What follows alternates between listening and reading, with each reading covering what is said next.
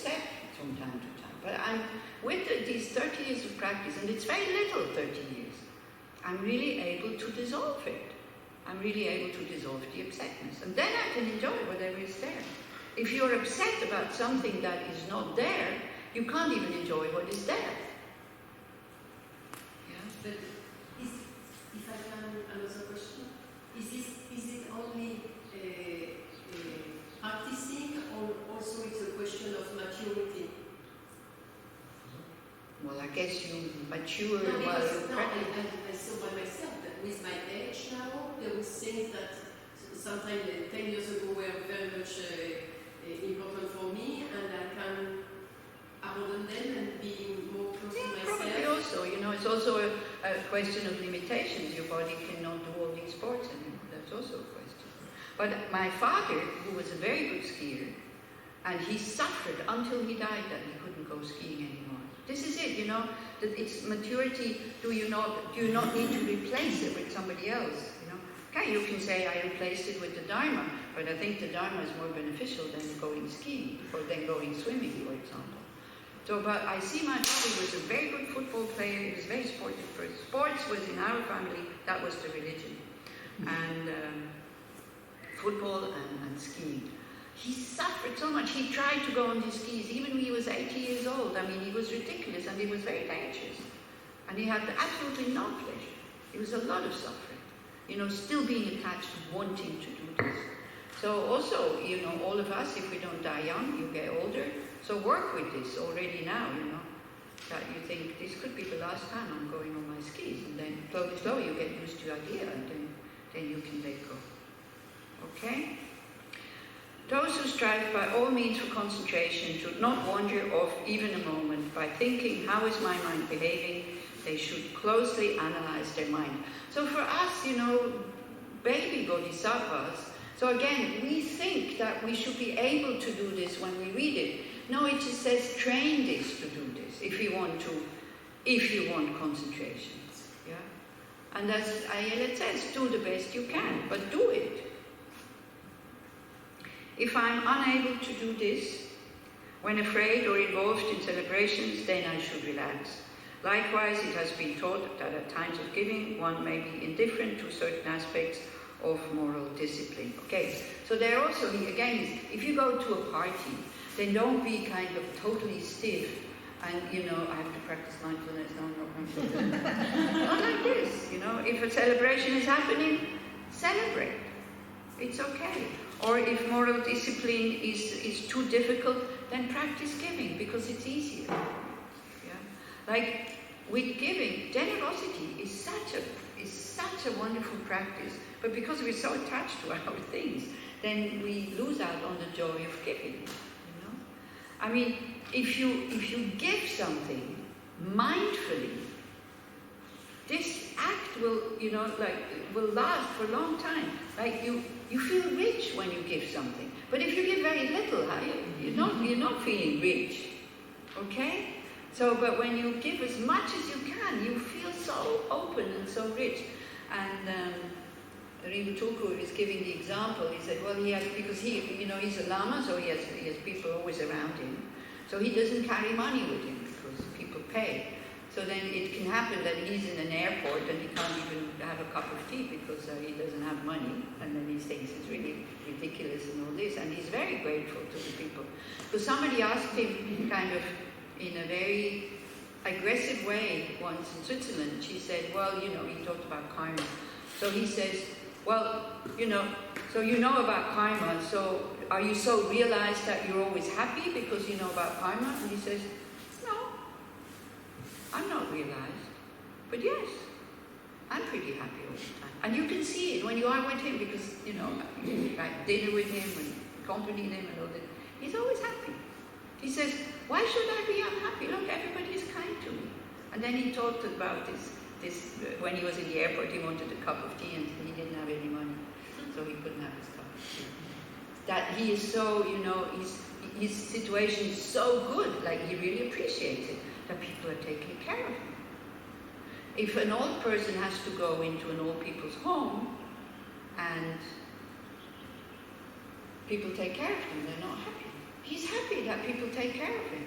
And he does whatever, he says, Rinpoche, we're having dinner this evening, 20 people are coming. Oh, nice, Rinpoche, tonight nobody's coming. Oh, nice. Rinpoche, tomorrow we'll go there and there. Oh, nice.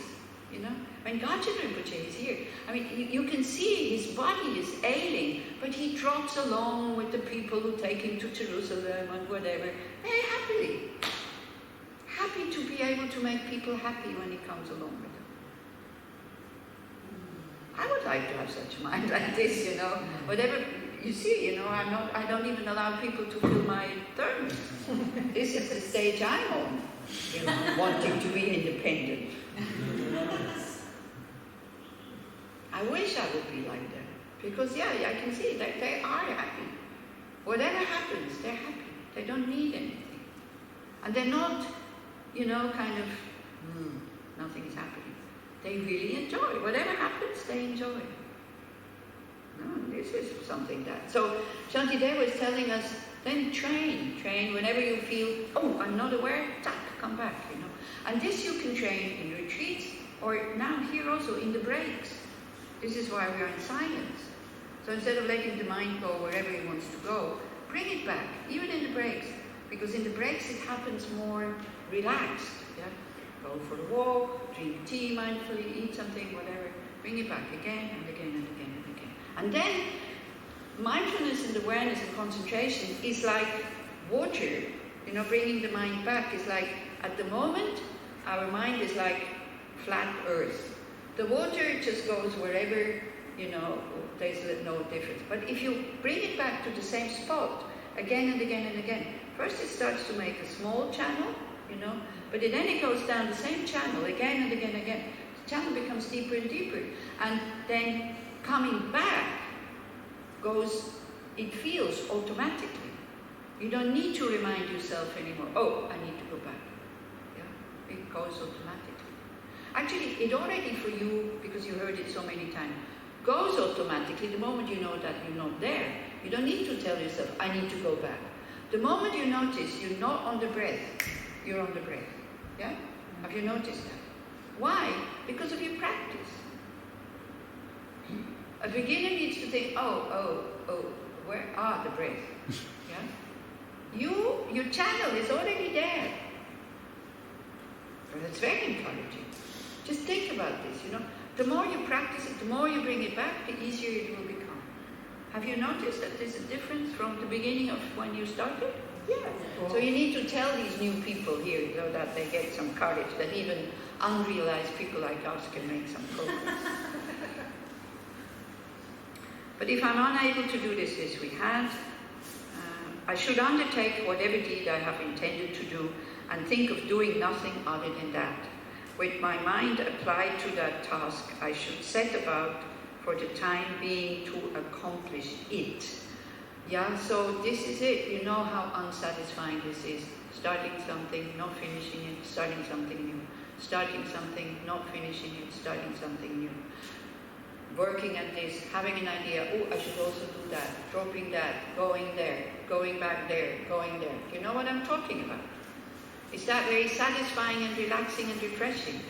It wears us out. So that's what he's saying. He says, the tasks that you're taking, don't make them too big. Start, then finish. So that also, you need courage, you need strength to tell the mind, no, we're going to finish that now. Like the mother tells the child, we started this, we're going to finish. Okay? Because it becomes a habit. The finishing becomes a habit, the not finishing becomes a habit. And the starting and not finishing is so unsatisfying. And we want to have a satisfied life, isn't it? Because that creates a lot of joy, Cleaning windows. How many of you like cleaning windows? Oh, me also. Not because I don't do it a lot, but I like it. I like it when it's clean. Exactly. I tell you, I postponed it in the Sentient Burn. I postponed it. And then I do it. And then the pleasures of looking at these clean windows, I mean, it's worth 10 gelatos, I tell you. Like, sometimes I even go back and look at them. So this is what I mean. We don't need to postpone. Everything you don't like to do, the moment you do it, it increases your courage, it increases your strength, it increases your pure pleasure, you know. You don't need to have some, but then, be careful. If you just look at it and say, wow, great. But when you say, hey, come and look at my clean windows, then it's already tainted. It's already flawed. Because they will definitely not feel the same pleasure as you. It's only our cleaning woman, because she doesn't know how to clean windows. So that's why and she hates it. And she said, and I said, look, I'll clean them for you. She is so happy when I clean the windows. Yeah. And me too. So it has become a game between the two of us. It has become a really funny thing. So even cleaning windows can be very connecting and a very kind of open-hearted and funny thing. Okay, so by the way, I said cleaning woman. I didn't mean cleaning woman.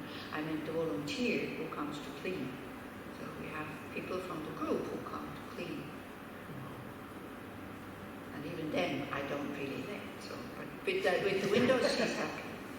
Yeah. So this is another habit that whatever you started, you're going to finish it. Makes the mind very clear, very stable, very, determined. And it brings the mind closer to its nature, which is calm, open, clear. When we go one-pointedly in one direction. By acting in this way, all will be done well. But by acting otherwise, neither action will be done. As I said, it becomes a habit. Likewise, there will be no increase in the proximate disturbing emotions that come from lack of awareness. So if you set out to generate awareness, then you continue to do that. Yeah. And not just when you feel like it. Because that's the problem, with our silent meditation practice, daily practice that it's good to do at home alone. When we are too well, we don't feel like doing it, we want to go out and celebrate. When we are not well, then we might want to do it, but we can't because we're not well. So this is why also yesterday when we chanted mantras, mantras is something that you always have access to, even when you're not well, because it's easy to do. And then the mind will calm down with time. If you just continue to chant until it can be loud, it can be also only reciting in your mind. Wanting to stay focused on the breath when you're not well and totally agitated, it's not going to work. So it's better to do either walking meditation or swimming meditation or whatever. But only then when you are too agitated, not all the time. So again, what kind of meditation to apply at what moment, you have to learn yourself. You can not come and ask me, I don't know. So this comes with this, awareness of knowing what's going on in the mind. Yeah? Do you understand? So it's the same as, not every medicine is appropriate for every sickness. If I have constipation and I take a medicine for diarrhea, well, the medicine for diarrhea might work really well, but not in my case at that moment. But I might get diarrhea at another point, and then I need that medicine. Yeah? So there's so many different medicines here, but they're not applicable in every situation. But we have a black and white mind. We want it always like that. It's not always like that. So that's why you have all these teachings of the Buddha and all these texts, which you need to know when to think like this and when to apply it, which again needs study. If I happen to be present while a senseless conversation is taking place, or if I happen to see some kind of spectacular show, I should abandon attachment towards it. We're very attracted to these things. Bye, have a nice day. We are very attracted to these things. Entertainment, is it? This is how we fill a lot of our time. So, but again, sometimes you cannot do formal practice, and you need to go, whatever it is, swimming, movie, circus, ballet, concert. But if you go to this as a medicine, then it has a different purpose, because medicine you take as much as you need, as long as you say, and then you stop. Yeah?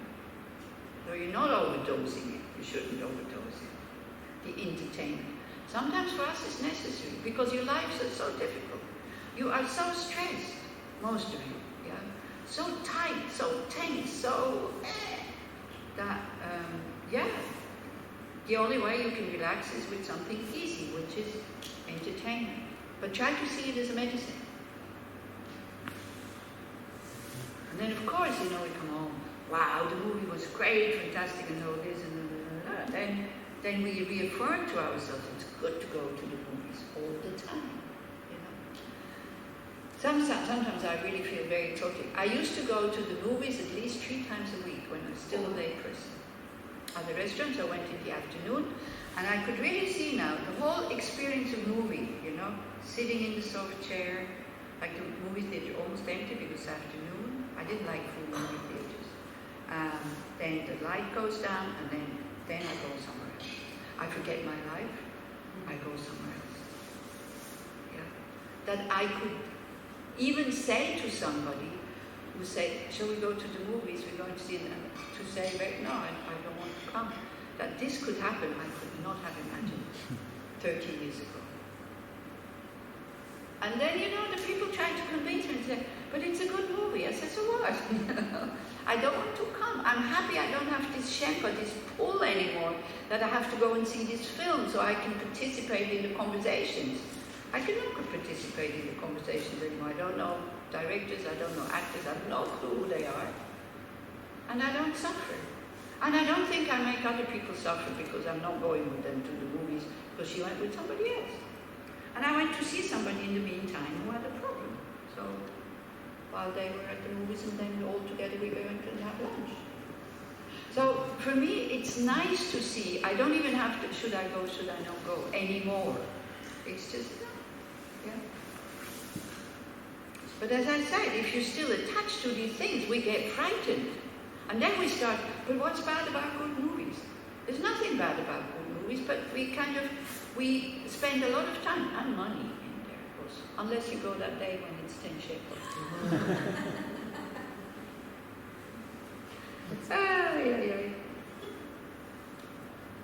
But I still have things I'm attached to, so just so that you know, that you think I'm totally realized, is the news. I watch the news on the telephone. From all over the world, BBC News, the Swiss News, these news, that news. So that's my attachment. I have the good excuse to try to make it into spiritual practice by generating compassion when I see these difficult things happening, and not to get angry at the people who are, who seem to be at the source of all this, and also to appreciate my situation, that I'm not born into such a situation. But 95% of the time, I forget to do this. Then when I say it here, then this is what I should also include in watching the news. So I also waste time watching news because I cannot change anything.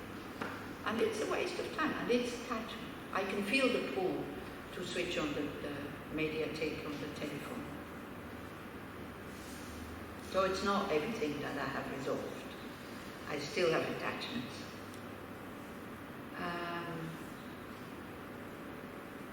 If for no reason I start digging in the earth, picking up the grass or drawing patterns on the ground, then by recalling the advice of the Buddhas, I should immediately step out of fear. So this is kind of just distracting ourselves with, drawing all the time, or scribbling something, or you're sitting at the beach and throwing little stones, or you draw patterns into the sand and all these kind of things. Also, I have to say, I said it at the beginning, but you might have forgotten. He taught on this text to monks and nuns. So I should maybe have said it a bit more cautiously. You take the verses that you feel is appropriate for you. Because if you become a monk or nun, there's a reason, because you want to spend your time practicing and not wasting time with other things. So the text was for these kind of people.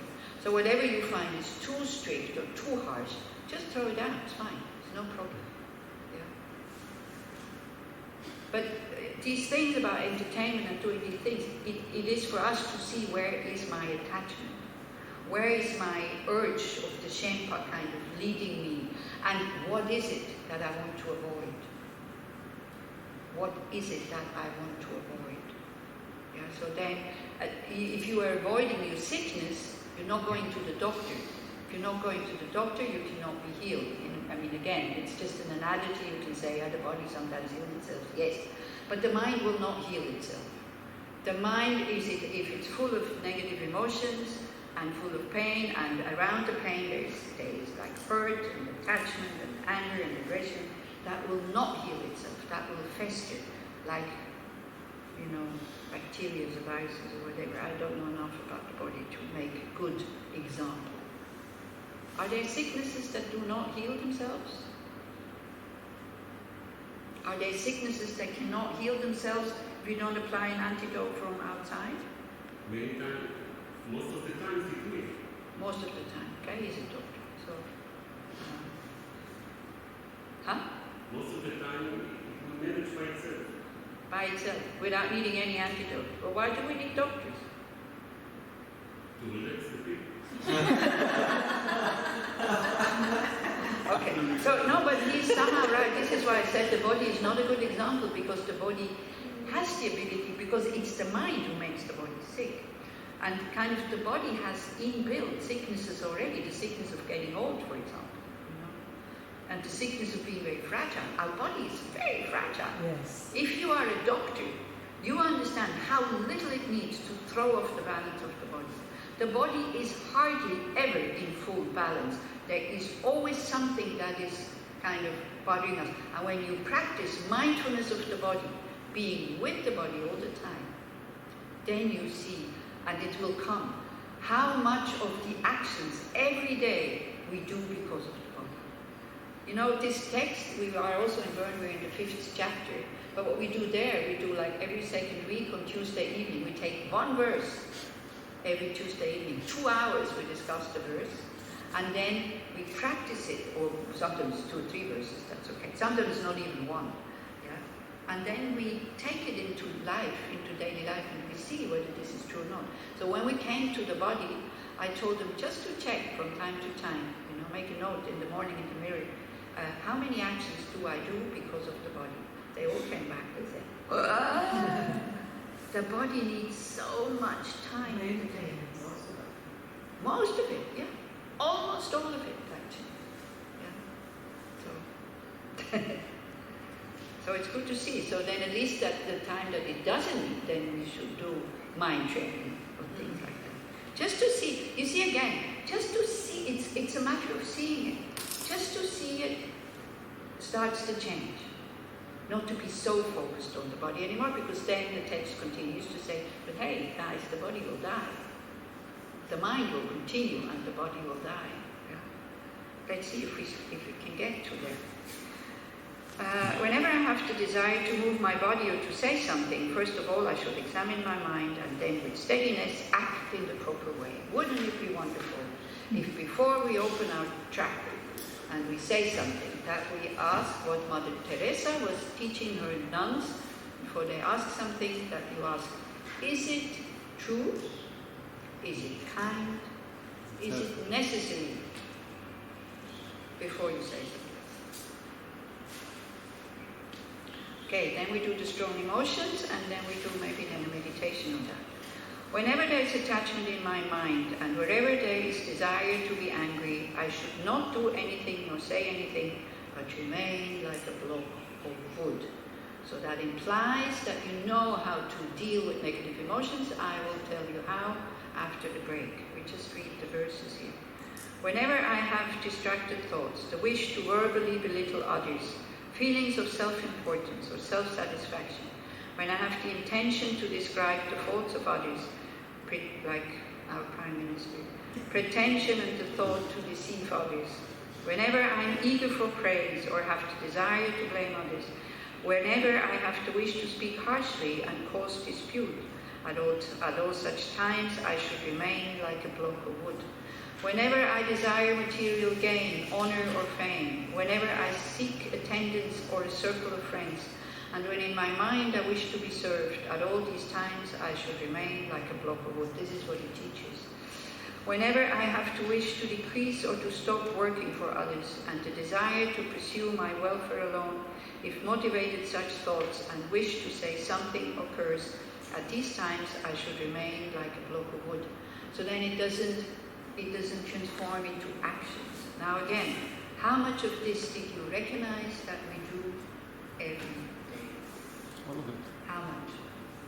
Almost all of it. Almost all. Yeah, it's maybe the wish for being served, maybe not. That's why I added this is for teachers. Because Dharma teachers are being served usually. In the East, okay? Not in the West. We don't have to become Tibetans, you know.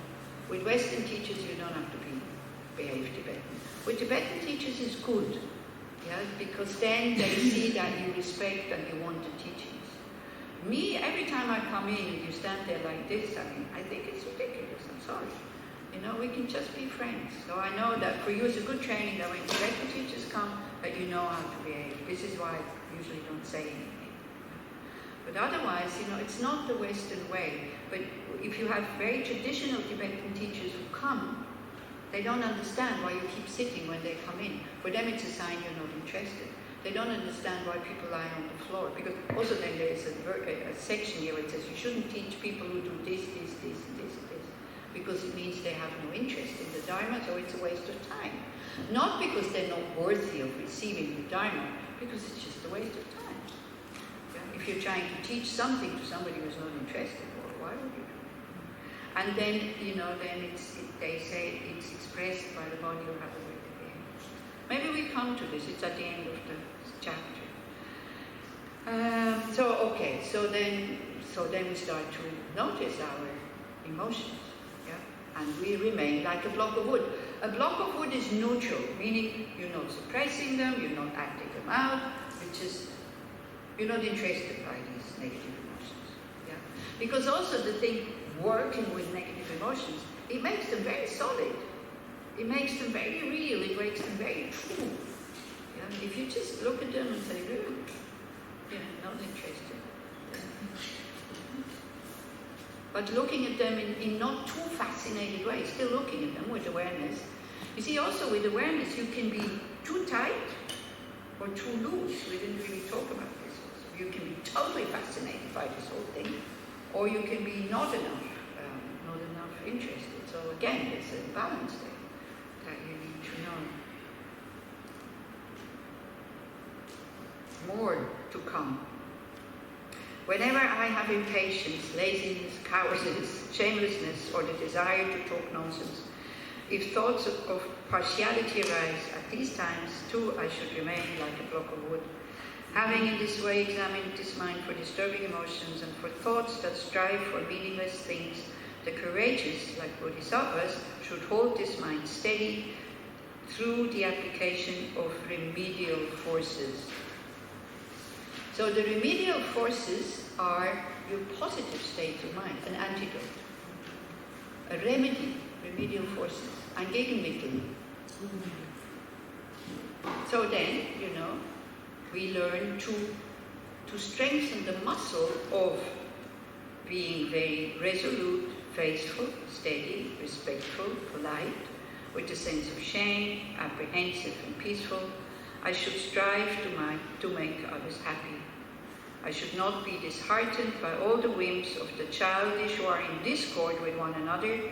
I should know them to arise in their minds due to disturbing emotions, and therefore be kind towards them. He talks about people like maybe your prime minister as being childish people who don't know what they're doing, even though they're very intelligent, but he doesn't know what kind of karma he's amassing because he is a public figure, you see. So instead of being angry at him, we should show compassion. So the compassion, if you have access to him, the compassion will transform into being able to explain to him what he's doing wrong. If he listens to you, that would, but very kindly, and not with anger, screaming and shouting. So that's what it says.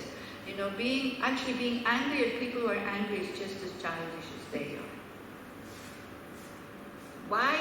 Why being angry at somebody who is sick by their negative emotions, because negative emotions are like sickness. It's like being angry at somebody who has a cold. That's very difficult to do.